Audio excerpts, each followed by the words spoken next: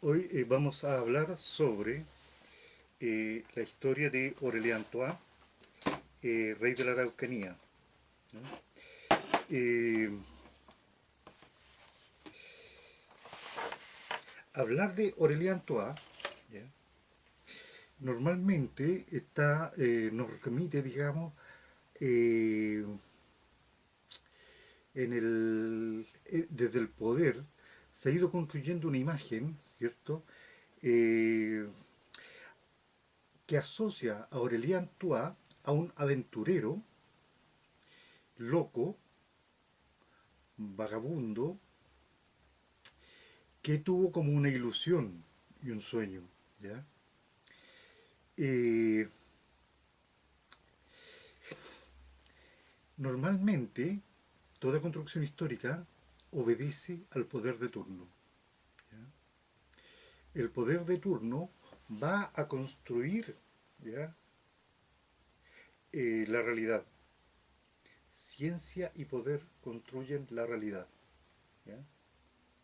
Las ciencias no son neutras en este caso, obedecen al poder de turno, ¿ya? Le ayudan a construir su imaginario. Y ese es el contexto de Aurélien Toa. Ahora, por lo tanto, digamos, la historia de Aurélien Toa no es la historia, no forma parte de Chile o de Argentina, ¿ya? Aurélien Toa es parte de la historia mapuche. Y los mapuches debieran aprender y valorar esa historia, ¿ya? Eh, Muchos mapuches niegan eso, ¿ya? Y al negar eso, niegan su historia. Se le rinde culto a la ignorancia.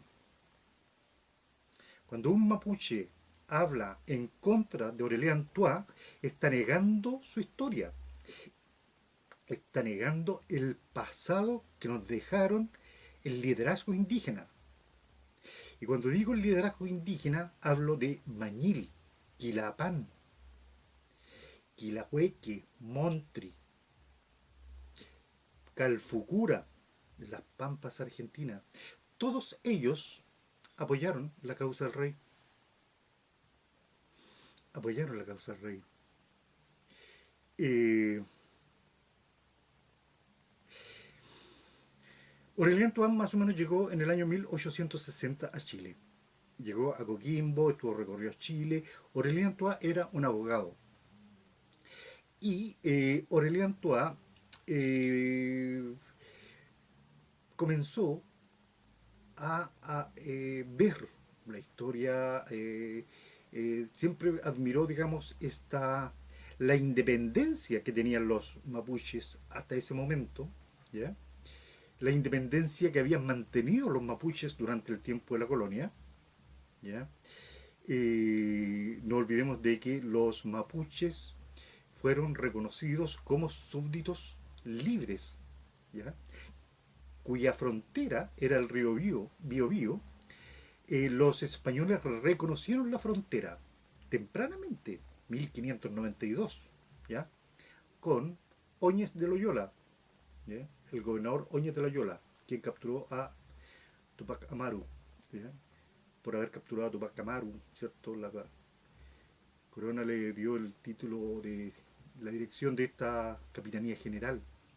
Y Óñez de Loyola, en 1592, va a hacer tratados que van a quedar firmados y certificados, digamos, por un escribano, el señor Elosu. Y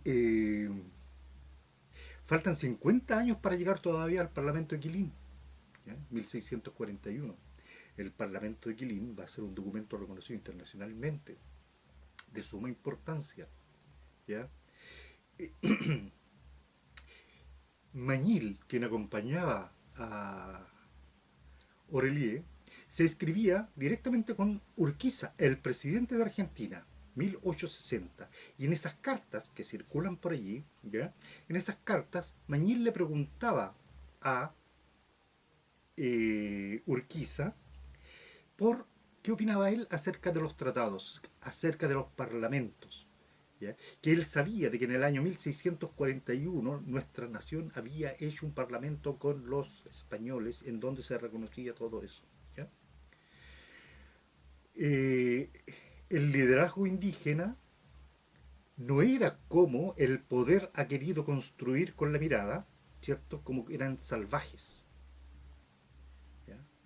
Toda la modernidad, todo el periodo de la modernidad, construyó el imaginario de los sujetos indígenas como salvajes. ¿Ya? Eh, Hoy día el poder los construye, ¿cierto? Como sujetos pobres.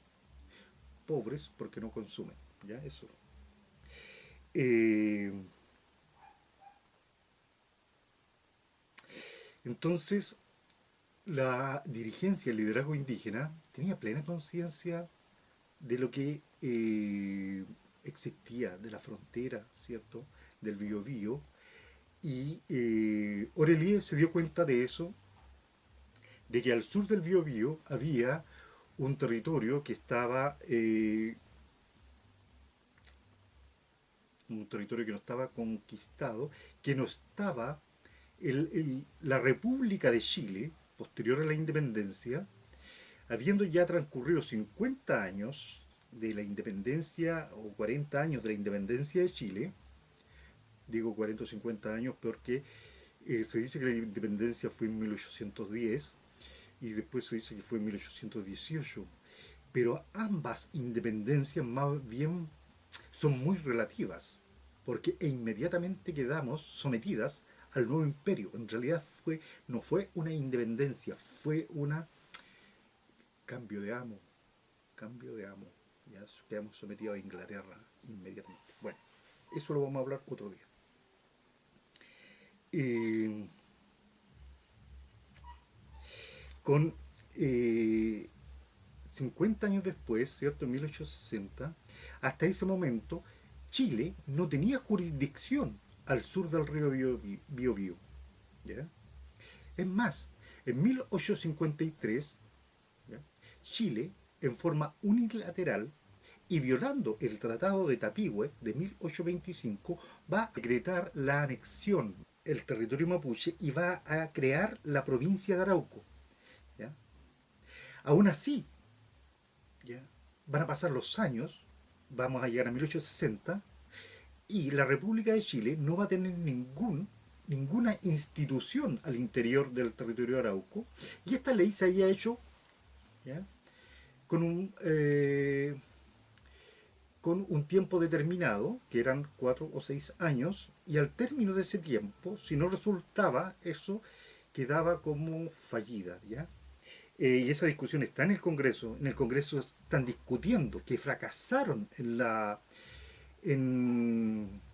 en haber creado la provincia de Arauco, que ya había pasado 6 años y no tenían ni plaza, ni intendencia, ni alcaldía, ni bomberos y ni iglesia, no tenían nada. ¿Ya? Entonces, es en ese contexto que Aurelian Toa ingresa a territorio mapuche, ya había aprendido el idioma, comienza a conversar con los loncos, ¿ya? Y les va a proponer realizar el reino de la Araucanía, constituir un reino. ¿Ya? Las condiciones que se venían dando en ese minuto apuntaban necesariamente a eh, cambiar, revisar las estrategias. ¿Ya? Hasta ese minuto el equilibrio militar, ¿ya? Estaba en favor de los mapuche en Gulumapu y en Puelmapu. ¿Ya? En todo el Gualmapu la sociedad mapuche mantenía una guerra contra la República de Chile y contra la República de Argentina. ¿Ya? Es en ese contexto que Aurelia Dentois va a entrar al territorio mapuche y va a proponerle a los loncos el realizar una pequeña Francia, Una pequeña Francia va a tener como característica el apoyo del gobierno francés, ¿ya? Eh, y una alianza política que les permitiera mantener la soberanía. Por otra parte, los loncos veían, digamos, cómo avanzaba el telégrafo, el ferrocarril, ¿ya? Y las armas de repetición que ya comenzaban a desarrollarse en aquella época y que van a tener su expresión y su actuar eh, que al final, digamos, de la ocupación en 1880 van a ser las ametralladoras Garling que trajeron desde Alemania, ¿cierto? Las que van a causar estragos en las filas mapuche. Entonces, todo este desarrollo tecnológico que venía desarrollando las repúblicas, jugaban en contra, ¿ya?, de la sociedad mapuche, por cuanto, digamos, debían redefinir las estrategias, ¿ya? Una de las características, cuando hablamos de que la sociedad mapuche tenía el equilibrio militar a su favor, era de que el ejército que se constituía era un ejército bastante rápido, que era muy flexible y se movilizaba rápidamente, solamente necesitaban un caballo, ¿ya? La alimentación cada uno lo llevaba, digamos, harina, trigo, un poco. En cambio, los ejércitos debían avanzar con cajas de municiones, para eso necesitaban carretas y para eso necesitaban llevar comida, y la comida la llevaban caminando y eran animales, eran vacas, caballos, y eso demoraban, atrasaba a la tropa. Entonces la movilización de los ejércitos era más lenta, de los ejércitos de la República era lento. En cambio, la movilización, una vez que se convocaba la Yayarregue, ¿cierto?, el ejército mapuche en un par de días se constituía en una fuerza lista para movilizarse. Eso es hasta ahora. Eso en el siguiente capítulo vamos a observar otros aspectos de lo que fue la constitución del reino de la Araucanía y Patagonia.